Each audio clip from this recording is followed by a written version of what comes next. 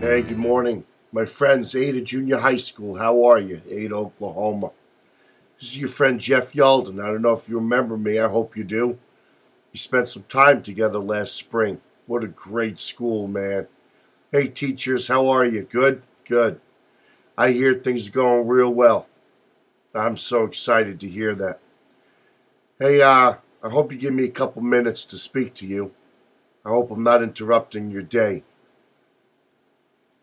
I want to first send my apologies and my condolences, my thoughts and prayers, and share a piece of my heart out to Stillwater, Oklahoma, and the suicide. And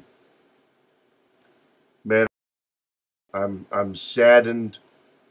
I'm heartbroken. I can't imagine, man. 13, maybe 14 years old.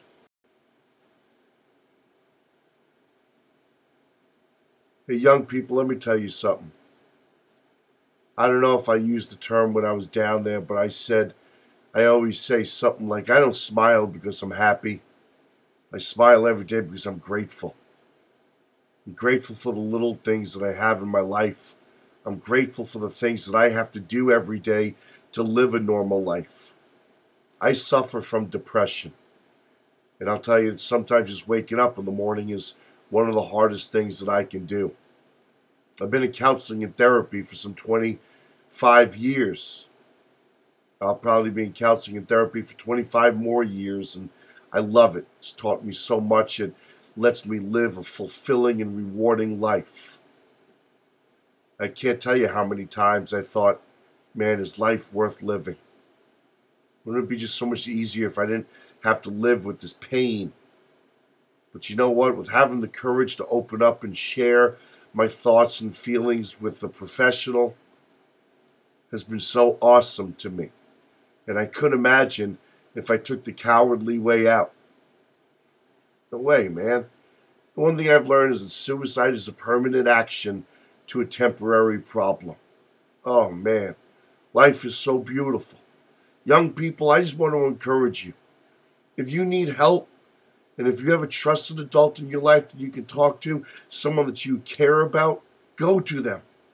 Open up your heart. Lose your ego, man, and open up that heart to people. And you're going to notice that your life is going to change, and people are going to want to help and support you and encourage you. And you're going to find yourself reaching out someday, helping and supporting, encouraging other people. Let me tell you where I think some of this is coming from, too, though. I don't want to, let's not go to bullying. You know what? Our questions may never be answered. I think the media is hyping this up and the media is sensationalizing it. And we're talking about maybe bullying and being made fun of. You know something? We're all bullied today. With social media and Facebook and texting and email and everybody is made fun of in a way. Everybody dresses differently. Everybody acts differently. Let me tell you something. I'm not concerned about the people that are doing the bullying. I'm always concerned about why you feel that you're the victim. And my question to you is, why do you give people that power over you emotionally? Who are they to have control over how you feel about yourself? You need to just be able to put up the stop, turn, walk away. Just ignore it. If people have nothing nice to say and it doesn't come into your day to make you feel bigger or stronger or better or more empowered, then those are people who have opinions that you should care nothing about. Teachers, I hear you've made some great changes at Ada. Man, I'm so excited about that. I hear that you're spending less time focusing on the tests and more time getting to really know and teach and empower and influence and inspire our young people. My conversation last night with Chad Baltimore we were talking about it. Man, I don't think I've ever heard of a school that really came out and said that. He said, Jeff, we want to spend less time focusing on the standardized tests and more time really getting to know our kids and teaching them. And man, that was like music to my ears. Part of the problem, I think, is that today's young people we're not given the coping skills to have to deal with the stresses of everyday life. I think our teachers today aren't teaching for the reason they got an education, and that's to teach young people first and let the subject area be second. But no, with standardized tests today, we have to teach our young people to prepare for this exam, which gives us less time to do the things that I think are really important, like encouraging and teaching young people, teaching them that when there are challenges, we got to fight through it. When there are obstacles, we've got to have the courage to rise up against it and to push against it until we end up moving past it. We have to teach our young people to have coping skills that if someone says, well, you ain't that good at basketball, that you have to have the power to realize their opinion means nothing. But you got to look in the mirror and say, yeah, I am pretty good at basketball, but I'm getting better because I'm going to work hard.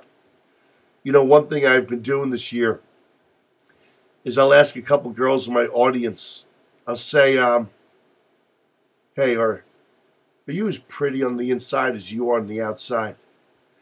And you know that most of the girls I ask that to, they can't answer that question. Man, it saddens me. I'll look at them on the outside and they're beautiful. Stunning, beautiful young ladies.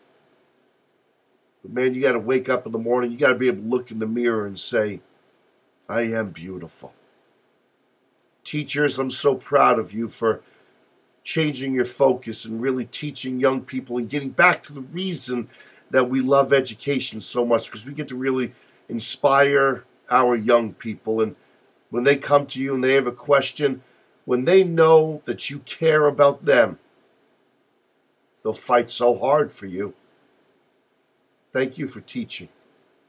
Young people, have the courage, man. School has to be a safe environment and a safe place for young people to feel that they can come and they can feel safe and they can be happy. And, you know, teachers, sometimes that hour that they have with you is the only positive hour of their life.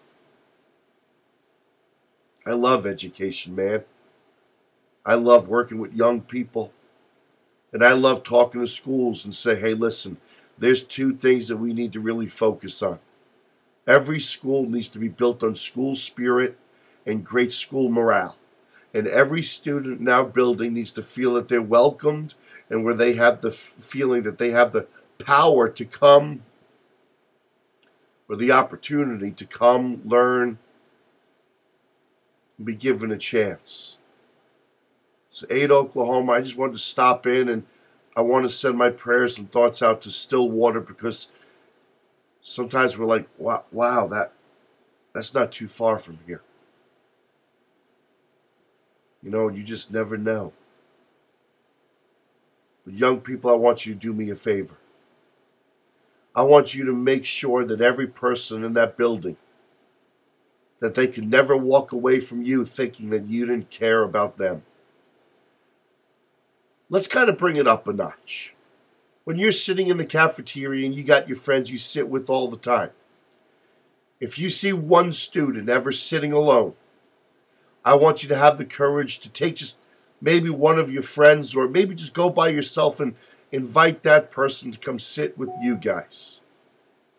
And slowly invite that person into your conversation. I'm not saying you got to be best buddies, but I'm saying that we should never leave any person alone. We should let everybody know they're cared about.